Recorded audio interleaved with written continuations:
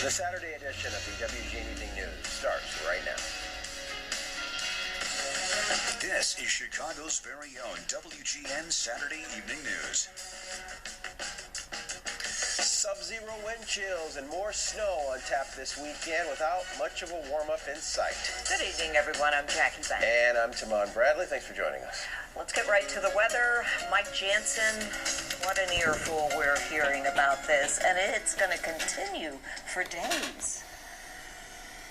Mike? Yeah, the cold air is not going anywhere, Jackie. And when I was on the air this morning, we were talking about this being a good day just to stay indoors. I think tomorrow is going to be similar in terms of even colder air despite the snow leaving us. Now, we do have a winter